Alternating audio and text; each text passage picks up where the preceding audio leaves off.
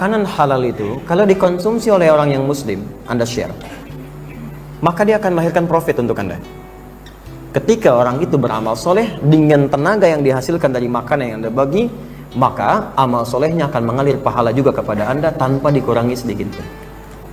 Hadisnya sahih, di hadis Muslim. Man dalla ala khairin falahu ajruhu mithla ajri fa'ili min ghairi an yankusa min ajri syai'. Man sanna fil islami sunnatan hasanatan falahu ajruha mithla ajri fa'iliha min ghairi an yankusa min ajri syai'. Dua hadis. Kata Nabi, siapa yang menghidupkan sunnah-sunnah dalam Islam, ini kan sunnah Nabi, Nabi yang sampaikan, berbagi makanan sunnah Nabi. Siapa yang menghidupkan itu lalu dikerjakan oleh orang lain seterusnya, entah dia kemudian mengerjakan berbagi makanan lagi, bisa jadi demikian, atau hadis yang pertama tadi difasilitasi dengan makanan, ditunjukkan lewat yang halal, lalu diamalkan dengan amalan tertentu. Begitu Anda berikan kepada orang ini misalnya, tiba-tiba kemudian dia sholat, energinya dari makanan yang Anda kasih, maka ketika dia sholat, pahala sholat dia pun mengalir pada Anda tanpa dikurangi sedikit.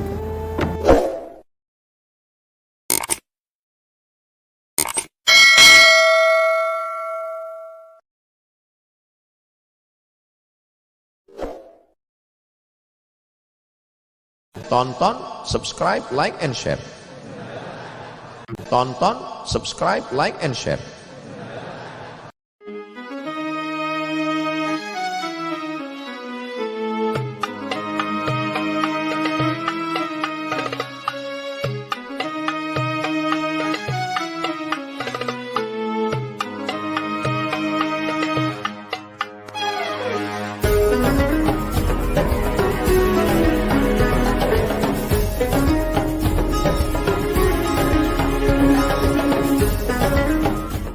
Handphone tinggalkan, karena setiap Anda buka handphone keluar potensi maksiat. Nutupnya bagaimana gitu. Nah, maka dari sekarang cari yang baik-baik, cari baik-baik, cari baik-baik, cari baik-baik. Nah, sekarang di sini yang dimaksudkan ketika dikerjakan iman menguat, pahala banyak. Apa amalannya? Nah, jadi ini salah satu petunjuk dari Nabi. Kalau kita kerjakan amalan ini, iman kita otomatis akan menguat. Dan kalau sudah menguat, ini senang amal soleh. Kalau senang amal soleh, otomatis akan mengantarkan pada derajat ihsan. Kalau sudah ihsan, sudah. Itulah ahli surga yang sedang beraktivitas di bumi dengan izin Allah Subhanahu wa taala. Apa amalannya? Satu. Qala tut'imut ta'am. Satu, tut'imut ta'am. Gemar berbagi makanan.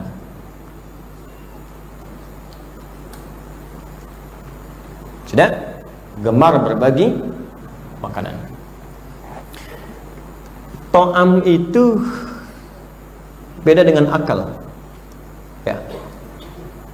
Kalau akal itu masih umum, akala ya'kulu aklan, segala yang bisa dimakan, ya.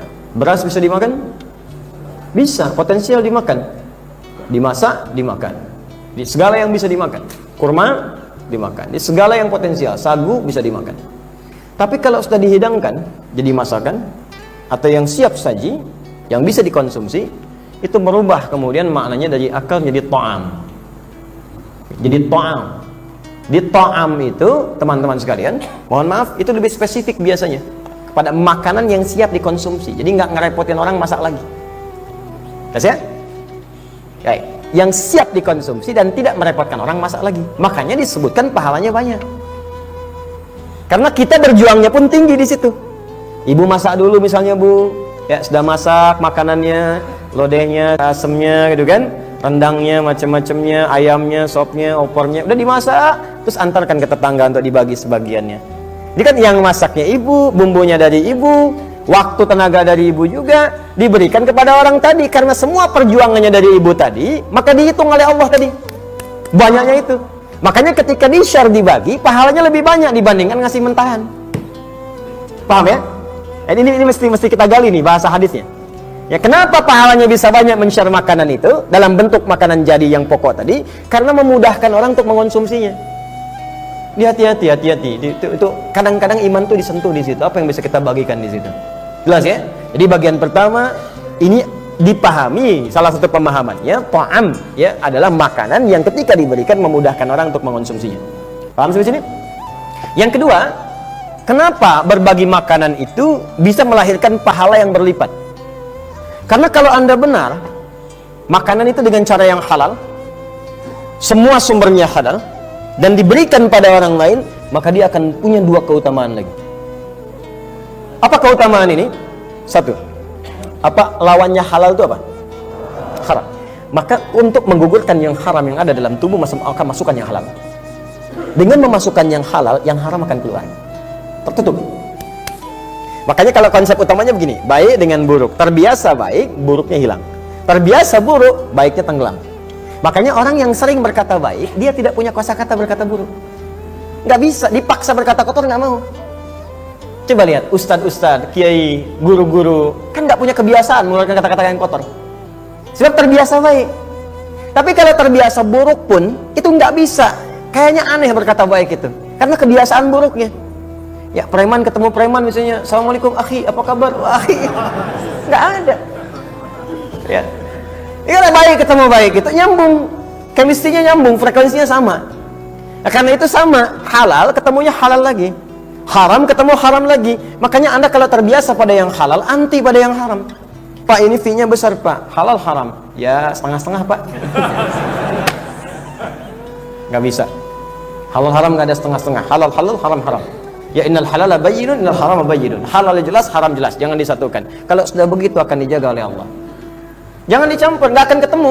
Nah, kalau haram itu sudah masuk, maka cara membersihkannya banyakkan yang halal.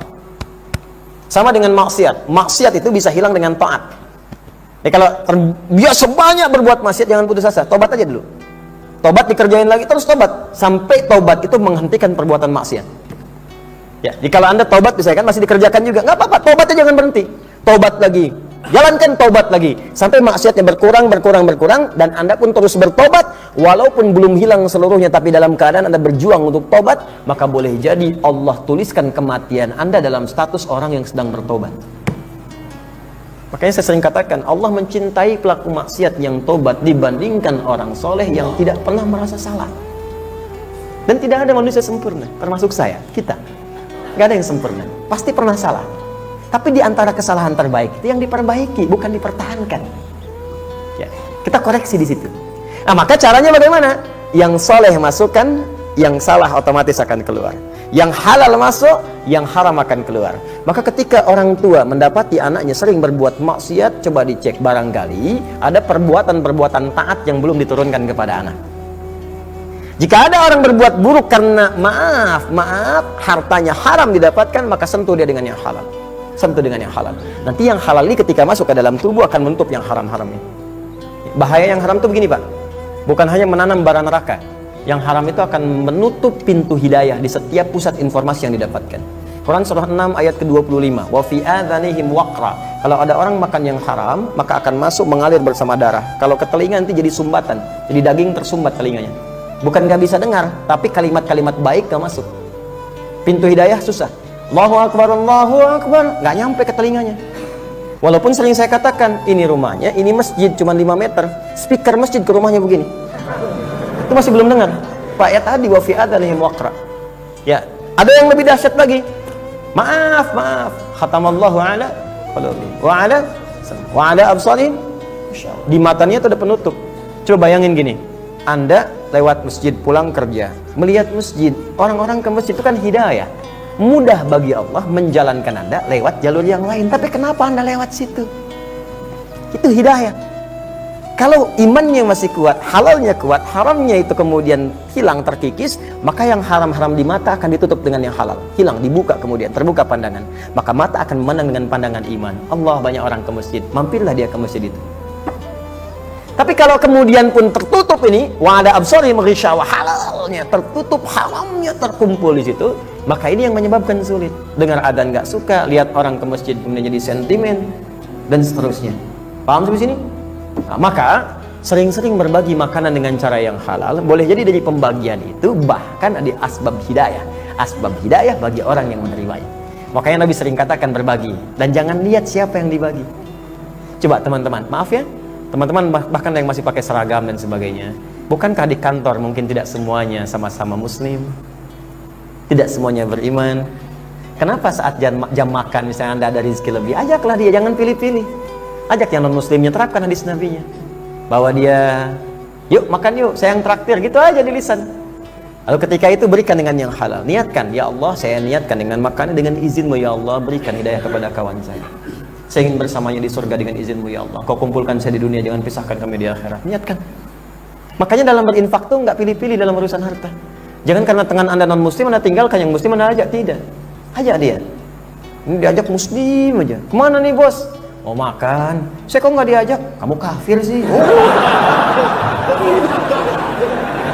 Gak begitu caranya. Aja traktir makan. Tumben ya hari ini traktir. Bukan saya tumben, Nabi lewat hadis memerintahkan saya membagi. Gitu. Besoknya dia tanya lagi, bro, Nabi sudah memerintahkan bagi lagi bro? Alhamdulillah sudah mengakui Nabi Muhammad kan, sudah mengakui lagi. Awalnya canda, lama-lama dia tertarik.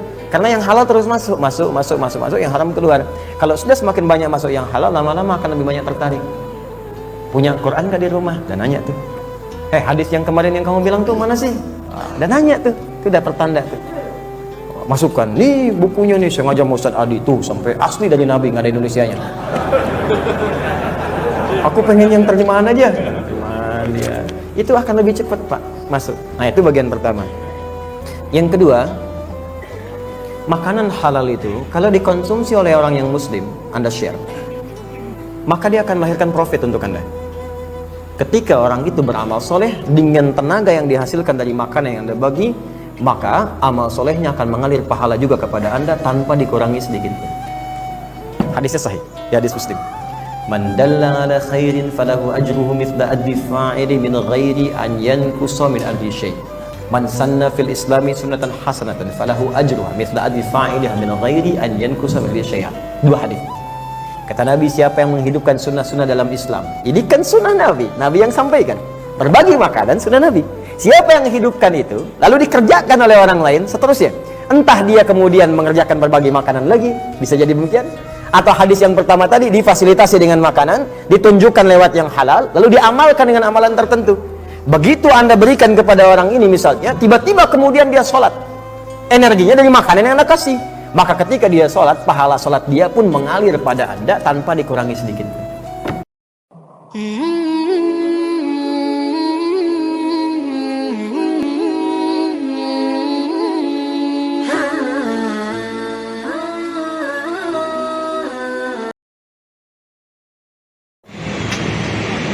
Halo, assalamualaikum warahmatullahi wabarakatuh. Sahabat berbagi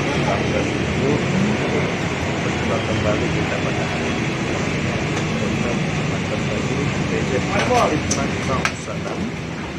Kerjasama dengan Hadib TV Junior kita untuk gelaran hari ini 1 Juli tahun 2022.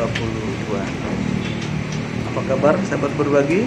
Tentunya harapan kita sahabat berbagi dan keluarga senantiasa sehat walafiat, tak kurang suatu apapun.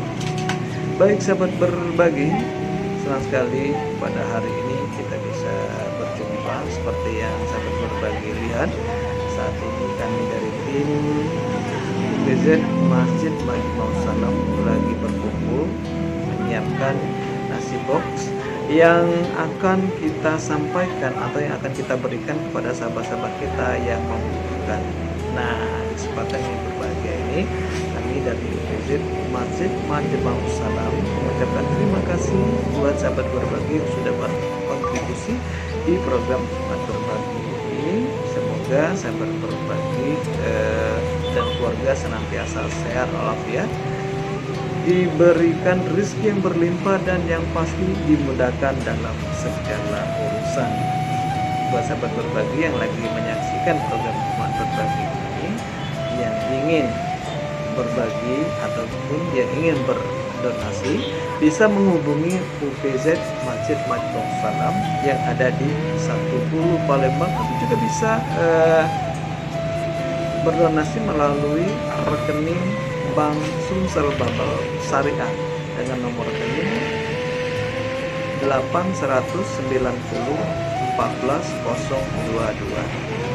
890 14 022. Sekali lagi kami ucapkan terima kasih atas partisipasinya. Kami akhiri dengan wassalamualaikum warahmatullahi wabarakatuh. bahwasanya pada hari ini tanggal 1 Juli 2022 bahwasanya UPI Jumat malam bagi mobilisasi untuk Kaum duafa. kaum duafa. Semoga yang pemberian donatur ini ibaratnya murahkannya diberi kesehatan, dimurahkan rezekinya, jauhkannya bala, dan Allah sedang melindungi semua. Amin. Untuk ini mohon kepada Pak Sari Kabli persen. Alhamdulillah, la terbiyin sama masalah. Al-Fatihah.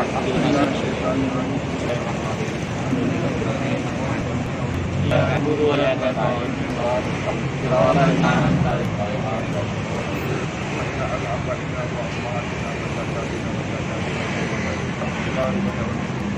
Bismillahirrahmanirrahim.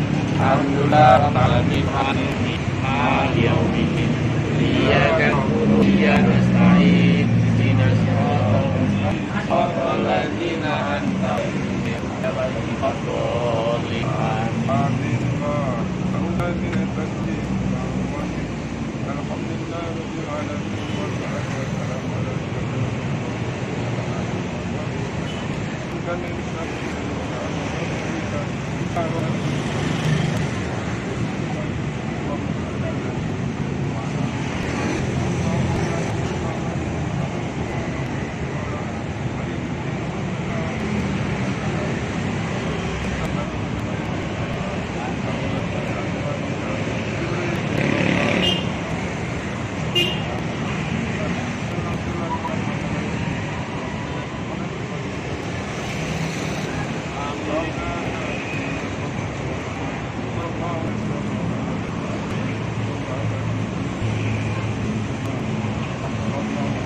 Minna wa minkum qabbal ya karim.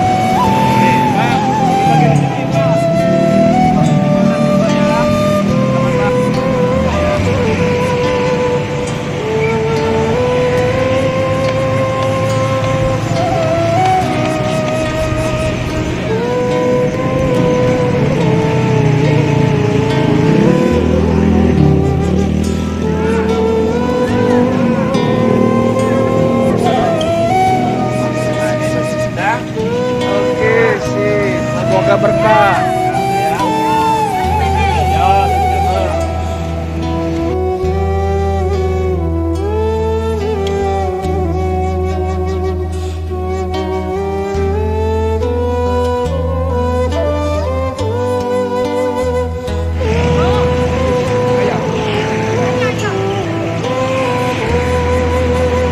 Tanya udah kepengen apa?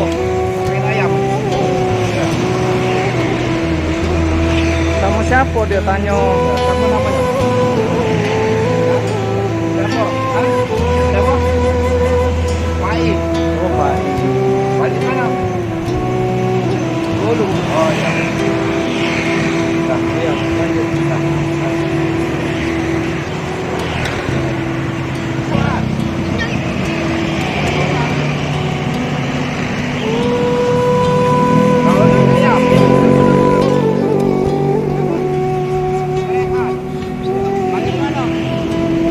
Dulu kawan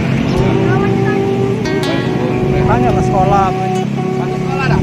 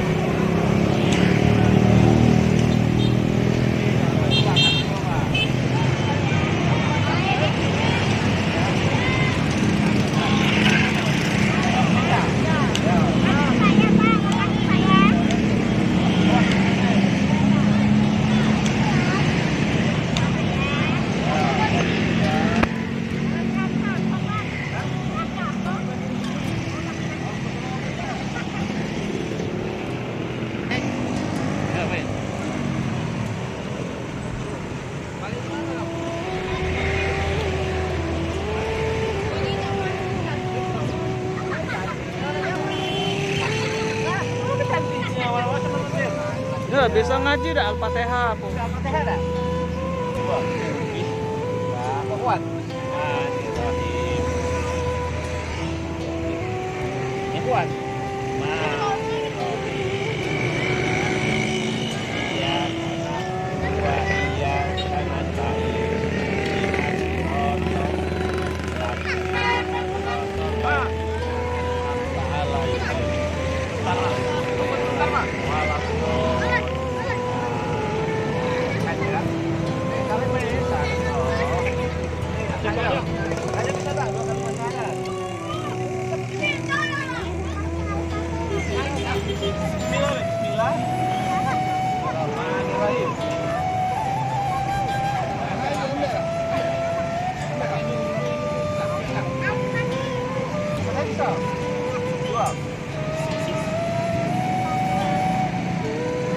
Oke, Pak ya.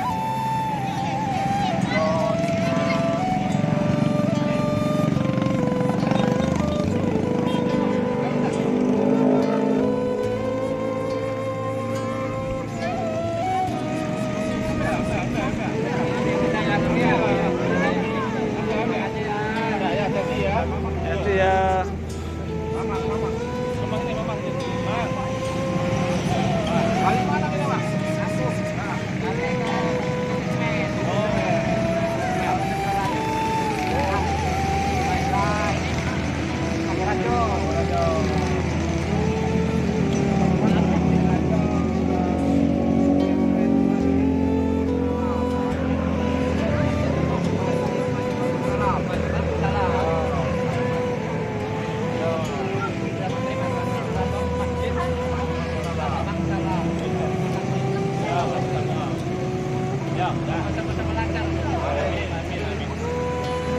Nah, ini nah, bapak ini lah kalau makan yang ini, yang baju biru ini.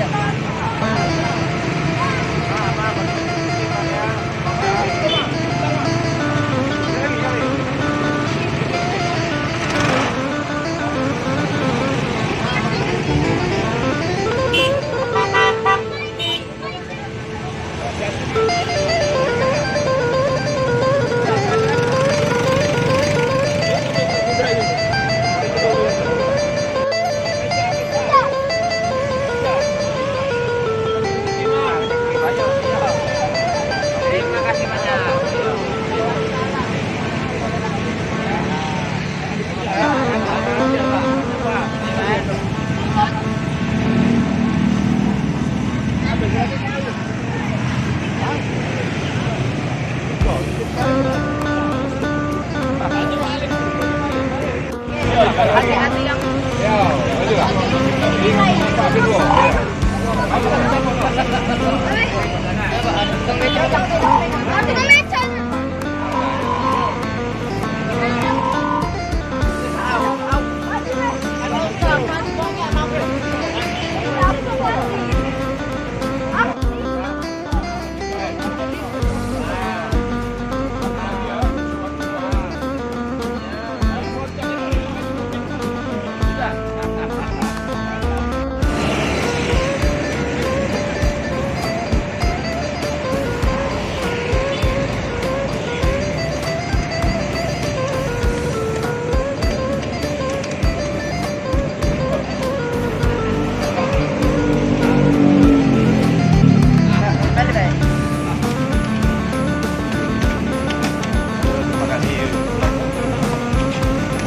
Lam dah lewat mana?